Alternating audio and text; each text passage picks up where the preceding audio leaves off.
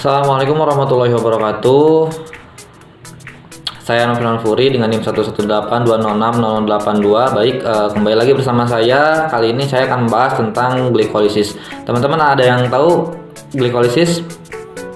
Nah, baik, glikolisis sendiri adalah oksidasi glukosa menjadi dua molekul asam piruvat.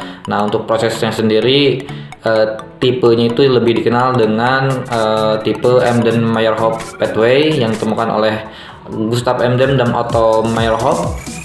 Itu yang lebih kita kenal, dan prosesnya itu terjadi dalam dua tahapan. Yang pertama pengubahan glukosa menjadi glisaldehid 3-fosfat, dan tahap keduanya yaitu pengubahan glisaldehid 3-fosfat menjadi asam piruvat.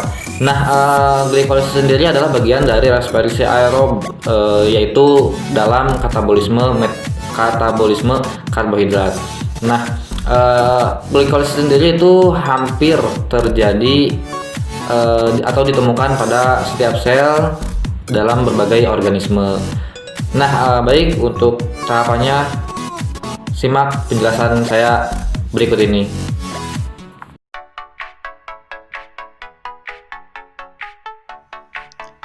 Baik teman-teman, saya lanjutkan tentang mekanisme glikolisis. Yang tahap pertama yaitu pemecahan glukosa menjadi dua molekul glisaldehid 3-fosfat.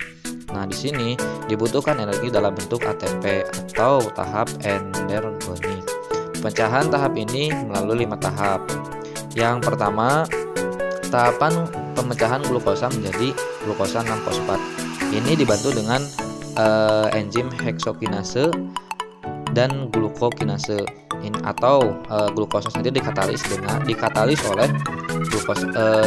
oleh enzim tersebut sehingga menghasilkan glukosa 6-fosfat. Nah, di sini reaksinya itu irreversible atau tidak dapat kembali ke semula.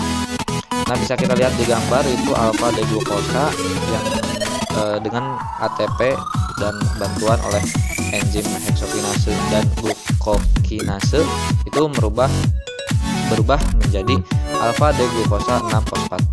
Nah, lanjut ke tahap keduanya yaitu glukosa 6-fosfat menjadi fruktosa 6-fosfat. Di sini juga masih sama, yaitu katalisasi oleh enzim fosfoheksokinase, dan di sini reaksinya bersifat reversibel atau bisa kembali ke tahap semula. Nah, kita masuk ke tahap ketiga yaitu fosforilisasi fruktosa 6-fosfat menjadi fruktosa 1,6-bifosfat.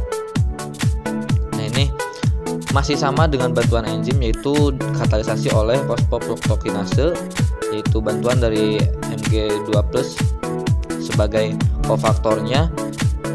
Dan untuk proses tahap ketiga ini reaksinya bersifat irreversibel. Nah, baik, selanjutnya ke tahapan yang keempat yaitu perubahan fruktosa 1,6-bifosfat menjadi triosa fosfat. Masih sama, di sini juga katalisasi oleh enzim aldolase sehingga D-fruktosa 1,6-bifosfat ini kemudian akan berubah menjadi dehidroketon fosfat plus D-glisaldehid 3-fosfat. Nah, kemudian pada tahap kelimanya yaitu interkonvensi dari triosa fosfat. Ini dikatalisasi oleh triosa fosfat isomerase yang sifatnya reaksi isomerasinya reversibel. Jadi, pemecahan satu molekul fruktosa 1,6-bifosfat dihasilkan dua molekul glisaldehid 3-fosfat. Nah, begitu untuk tahap pertamanya. Kita masuk ke tahap keduanya yaitu tahap pengubahan glisaldehid 3-fosfat menjadi asam piruvat. Nah, di sini pada tahap ini dihasilkan energi dalam bentuk ATP sehingga disebutkan tahap eksergonik. Kalau yang tadi tahap pertama itu membutuhkan ATP, nah untuk tahapan keduanya yaitu dihasilkan ATP. Nah, sama dengan tahap pertama, tahap kedua ini juga melalui 5 langkah. Yang pertama, oksidasi glisaldehid 3-fosfat menjadi 1,3-bifosfat gliserat dari satu molekul 1,3-bifosfoglycerat menghasilkan 3 ATP. Nah, jadi hasil dari oksidasi glisaldehid 3 fosfatnya itu akan menghasilkan 3 ATP pada tahap pertama ini. Nah, kemudian tahap keduanya itu transfer fosfat dari 1,3-glucosylglycerate ke ADP. Nah, ini dikatalisasi oleh enzim fosfoglisera kinase dengan kofaktornya Mg.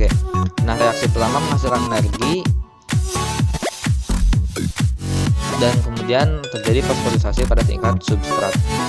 Kita masuk ke tahap selanjutnya, tahap ketiganya, pengubahan 3 fosfogliseret menjadi 2 fosfogliseret. Ini dibantu dengan dikatalisasi oleh enzim fosfogliseret sintase. Nah, tahap selanjutnya yaitu dehidrasi 2 fosfogliseret menjadi fosfonol piruvat. Ini dibantu oleh enzim enolase yang melepaskan 1 molekul H2O dari asam gliserat 2-fosfat yang kemudian menghasilkan asam fosfoenol piruvat. Nah, dan pada tahapan terakhirnya yaitu transfer gugus fosfat dari fosfoenol piruvat ke ADP. Ini dibantu dengan katalisasi piruvat oleh piruvat kinase sehingga gugus fosfatnya dilepaskan oleh fosfoenol piruvat yang digunakan untuk mensintesis ATP dari ADP.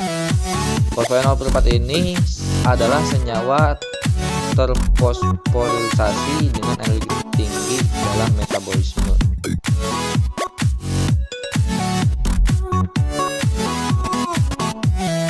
Nah, begitulah proses dari glikolisis. Bisa kita lihat secara singkatnya pada gambar berikut secara detail.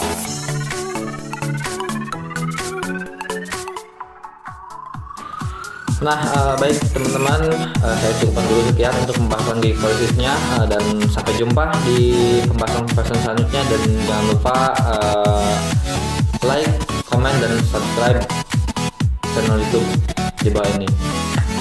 Sampai jumpa. Assalamualaikum warahmatullahi wabarakatuh.